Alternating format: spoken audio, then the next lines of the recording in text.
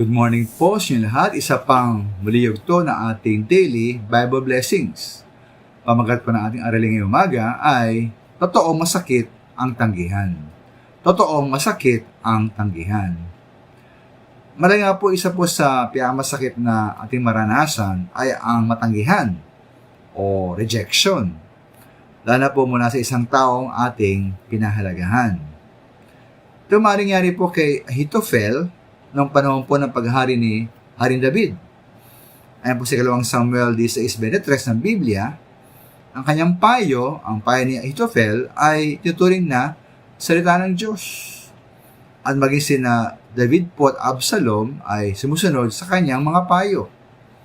Ngunit ayon po sa 2 Samuel 17:14, dahil na rin sa pagkilos ng Diyos, kinatigan po at piniwalaan ni Absalom at ng buong Israel ang payo ni Husay, higit sa payo ni Ahithophel. Ibig mga kaila pong tinanggihan ang payo ni Ahithophel. Kaya na pong tugon ng taong ito. Ay sa verse 23, nang malaman ni Ahithophel na hindi sinunod ang kanyang payo, umuwi agad siyang sakay ng asno. Matapos mag-iwan ng huling habilin sa mga kasambahay, siya ay nagbigti. Maraya po tinanggap niya bilang pagtanggi ng kanyang buong pagkatao, ang pagtanggi ng kanyang payo. At maaari naisip niya, at naramdaman niyang wala na siyang kabuluhan o silbi sa harap ng mga tao.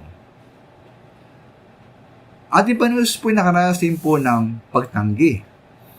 Ayon po sa John 1:10-11, dumating ating Panginoon Jesus sa sanlibutan, ngunit hindi siya kinilala ng sanlibutan na nilikha sa magitan niya. Pumunta siya sa kanyang bayan, ngunit hindi siya tinanggap ng sarili niyang kababayan.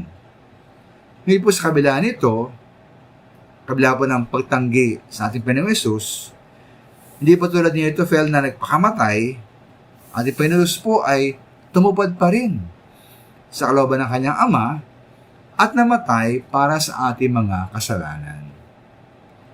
Kaya po kahit tayo po itanggihan ng mga tao, ang mahalaga po ay tatanggapin tayo ng Diyos bilang kanyang mga minamahal na mga anak.